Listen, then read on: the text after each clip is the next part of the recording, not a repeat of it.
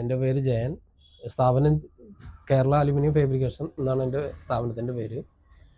സ്ഥിതി ചെയ്യുന്നത് ചെറുതുരുത്തി ചുങ്കം എന്ന് പറഞ്ഞ ഈ തൃശ്ശൂർ ഷൊർണൂർ റോഡിൽ തന്നെ ചെറുതുരുത്തിയാണ് സ്ഥിതി ചെയ്യുന്നത്.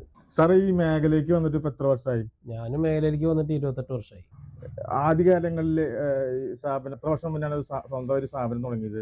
സ്വന്തമായിട്ട് സ്ഥാപനം തുടങ്ങിയത് 98-ലാണ്. അന്ന് എന്തൊക്കെ വർക്കുകളായിരുന്നു? അന്ന് ആ കാലഘട്ടത്തിൽ ഒരു കാലഘട്ടത്തിൽ എന്ന് പറഞ്ഞു കഴിഞ്ഞാൽ അലുമിനിയം വർക്കുകൾ ഇത്രയും ഒരു പോഷായിട്ടുള്ള വർക്ക് അന്ന് ഉണ്ടായിരുന്നില്ല. പക്ഷെ എന്നാലും കുഴപ്പമില്ലാത്ത വർക്കുണ്ടായിരുന്നു. അന്ന് ഈ സ്റ്റെയറൊക്കെയാണ് മെയിൻ ഉണ്ടായിരുന്നത്. കബോർഡ്, സ്റ്റെയർ, കിച്ചൺ കബോർഡ് അങ്ങനെയുള്ള വർക്കുകളൊക്കെ ഉണ്ടായിരുന്നു. അതിപ്പോഴും ഉണ്ട്.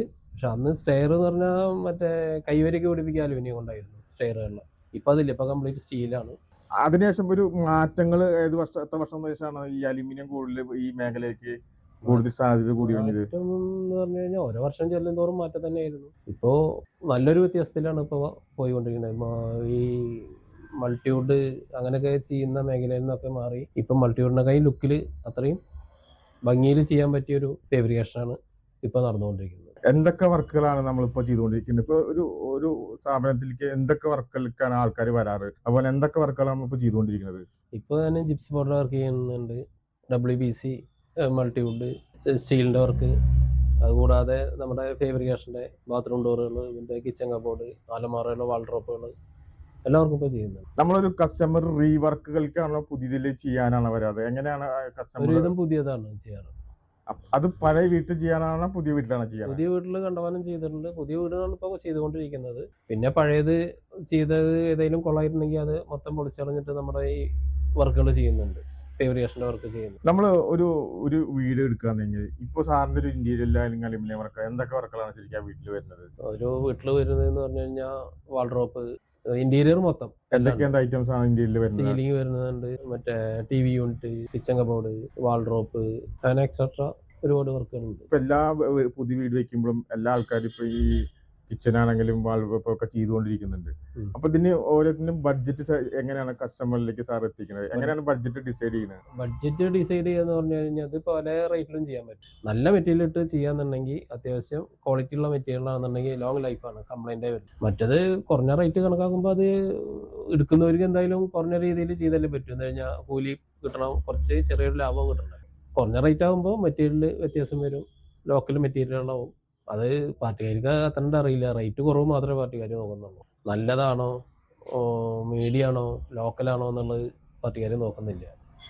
സാർ എപ്പോഴും ഒരു കസ്റ്റമറോട് ഏത് ഡിസൈഡ് ചെയ്യാനാണ് എപ്പോഴും പറയാറ്? ഞാൻ ഏറ്റവും നല്ല സാധനം വെക്കാനാണ്. അപ്പൊ അതിന് കൂടുതൽ മെയിൻ്റെനൻസ് അതിനെപ്പറ്റി വലിയ മെയിൻ്റെനൻസ് ഉണ്ടാവില്ല. അതിനെപ്പറ്റി അറിയുന്നവർ നമുക്ക് തന്നെ തരാറ്, ആ വർക്ക് തന്നെ ചെയ്യാൻ തരാറ്.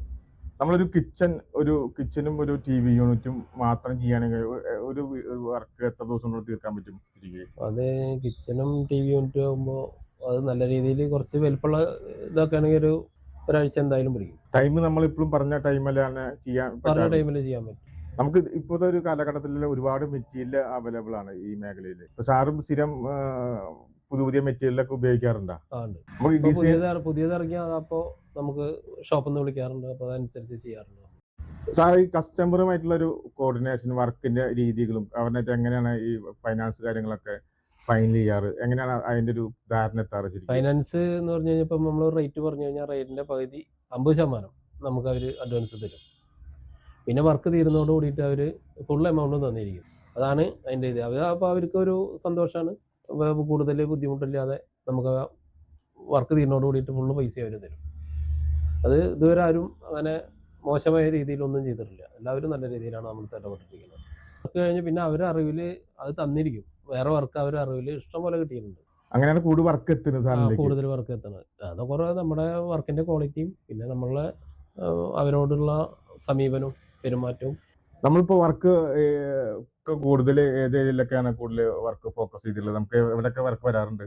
വർക്ക് ഇന്ന സ്ഥലത്ത് നിന്നില്ല. ഒരാളിപ്പോൾ ഒരു വർക്ക് ചെയ്ത് കഴിഞ്ഞാൽ അപ്പോൾ അവരുടെ കെയർ ഓഫിൽ ചിലപ്പോൾ കിട്ടുക നമുക്ക് ചിലപ്പോൾ ഞാൻ ഇപ്പോൾ ചെറുത്തി ചെയ്തിരിക്കുന്നത് വെച്ചാൽ അവരുടെ കെയർ ഓഫിൽ കിട്ടുക ചിലപ്പോൾ വല്ല ഒറ്റപ്പാലോ ഇല്ലെങ്കിൽ പട്ടാമ്പിയോ എവിടെയൊക്കെ പോകും.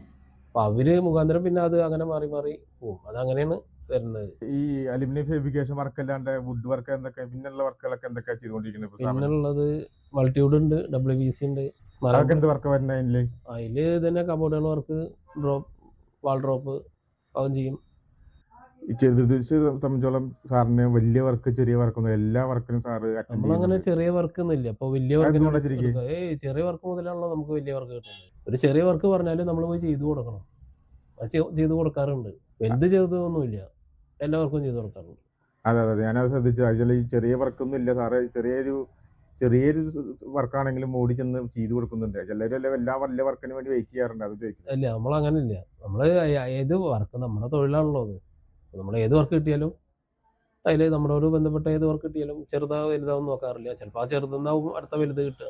എത്ര പേരെ വർക്ക്? ഇപ്പൊ 3 പേരുണ്ട്. ഫാമിലിയില് 3 മക്കളുണ്ട്, വൈഫ്, പിന്നെ സിസ്റ്ററുണ്ട്. സാറിന്റെ ഒരു ആഗ്രഹം എന്താ ശരിക്കും? ഒരു വിഷൻ ഉണ്ടാവൂല ഇപ്പൊ നമ്മൾ ഓരോ വർഷം തോറും ഇനി എന്താവണം എന്നാണ് ആഗ്രഹം കേരള അലുമിനിയം ഫാബ്രിക്കേഷൻ? അങ്ങനെ വിഷയം എന്ന് പറഞ്ഞാൽ നമ്മൾ ഇതുകൊണ്ട് നല്ല രീതിയിൽ ഉയർന്നു പോകണം എന്നുള്ളതാണ്. ഈ വർക്കിൽ തന്നെ ഉയർന്നു പോകണം എന്നുള്ളതാണ് നമ്മുടെ ആഗ്രഹം. സാറ് 10-28 വർഷമായി ഈ മേഖലയിൽ ഒരുപാട് മാറ്റങ്ങൾ കൊണ്ടുവന്നിട്ടും അതുപോലെ ഒരുപാട് ഒരുപാട് മാറ്റങ്ങൾ മാറ്റങ്ങളുണ്ട്. വന്നിട്ടുണ്ട്. ഒരുപാട് മാറ്റങ്ങൾ കൊണ്ടുവന്നിട്ടുണ്ട്. ഒരുപാട് മാറ്റങ്ങളായിട്ടാണ് ഇപ്പോൾ വർക്ക് പോകുന്നത്. സാർ ഈ ഗ്ലാസിന്റെ എന്തൊക്കെ വർക്ക് ചെയ്യാറ്? ഞാൻ ടഫൻ ഗ്ലാസിന്റെ വർക്ക് 2LMM ടഫൻ ഗ്ലാസിന്റെ വർക്ക് ചെയ്യുന്നുണ്ട്. അത് എവിടെ ചെയ്യണത്?